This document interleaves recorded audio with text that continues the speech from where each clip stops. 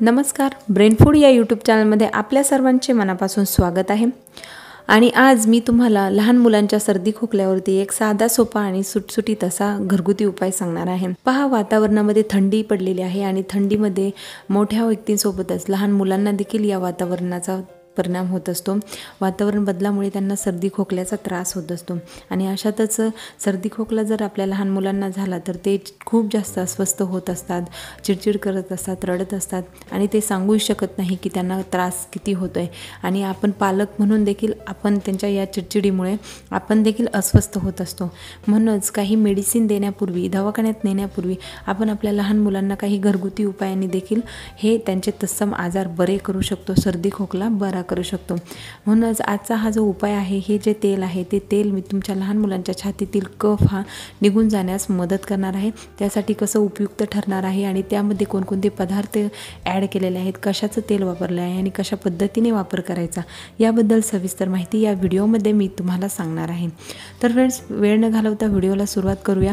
परंतु नेहमीप्रमाणेच माझी तुम्हाला एक विनंती असेल की तुम्ही जर चॅनलवरती प्रथम असाल तर चॅनलला सबस्क्राईब जरूर करा, सोबतच माझ्या व्हिडिओला लाईक करा आणि शेअर करा। सो फ्रेंड्स, यासाठी आपण घेणार आहोत मोहरीचं तेल। मोहरीच्या तेलामध्ये वेदनाशामक गुणधर्म असतात। तसेच मोहरीच्या तेलामध्ये सर्वात महत्त्वाचं म्हणजे mono unsaturated, poly unsaturated fatty acid असतात।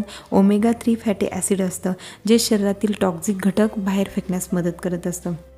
कारण खोकला येण्याचं मुख्य कारण म्हणजे आपल्या श्वासनलिकेमध्ये टॉक्झिक विषारी द्रव्य, विषारी पदार्थ साठून राहिल्यामुळे आपल्याला खोकला येत असतो।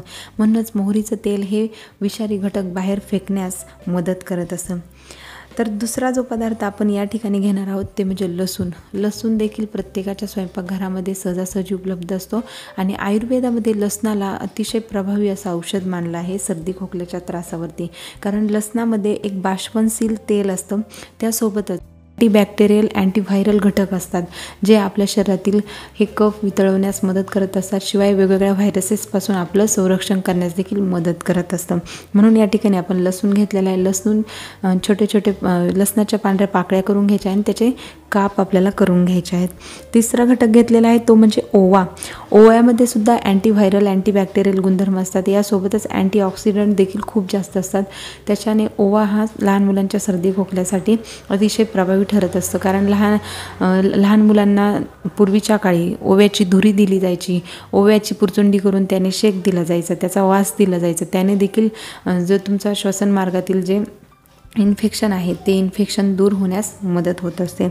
चौथा घटक घेतलेला आहे तो म्हणजे लवंग। लवंग देखील सर्दी खोकल्याच्या त्रासावर अतिशय प्रभावी आहे। लवंगेमध्ये खूप जास्त प्रमाणात अँटीऑक्सिडंट असतात आणि त्याच्याने आपल्याला ज्या वेगवेगळे व्हायरसेस आहेत, वेगवेगळे हे इन्फेक्शन आहे त्यापासून दूर ठेवण्याचं काम ही लवंग करत असते। म्हणून हे सर्व घटक आपण घेतलेले आहेत। आपल्याला काय करायचं आहे, एका छोट्या कढईमध्ये 3 ते 4 चमचे मोहरीचं तेल घ्यायचं आहे। त्या मोहरीच्या तेलामध्ये लसूण आपल्याला टाकायचं आहे। लसूण चांगला ब्राऊन होऊ द्यायचा आहे, चांगला लालसर होऊ द्यायचा आहे आणि त्यानंतर मग चिमूटभर ओवा आपल्याला त्यामध्ये टाकायचा आहे आणि तसेच 4 ते 5 लवंगा देखील आपल्याला त्या तेलामध्ये ॲड करायच्या आहेत आणि हे मिश्रण चांगल्या पद्धतीने उकळू द्यायचं आहे, म्हणजे जेणेकरून ह्या सर्व पदार्थांचे अर्क त्या तेलामध्ये उतरले जातील। अशा पद्धतीने हे उकळून द्यायचं आहे आणि उकळल्यानंतर ते गाळून घ्यायचं आहे। आणि हे जे तेल आहे ते कोमट, म्हणजे खूप जास्त गरम घ्यायचं नाही। कोमट झाल्यानंतर आपल्याला आपल्या लहान मुलांच्या छाती, पाठ आणि तळपायावरती आपल्याला ते लावायचं आहे, त्याचा मसाज करायचा आहे। तुम्ही तुमच्या लहान मुलांच्या तळहाताला देखील हे तेल लावू शकता, परंतु लहान मुले तोंडात हात घालणार नाही याची देखील काळजी घ्यावी लागेल। म्हणून छाती, पाठ आणि तळपायाला तुम्ही हे तेल लावू शकता। ते चांगलं जिरू द्यायचं आहे आणि शक्यतो हा उपाय तुम्ही तुमचे लहान मुलं झोपण्यापूर्वी हा उपाय तुम्हाला करायचा आहे।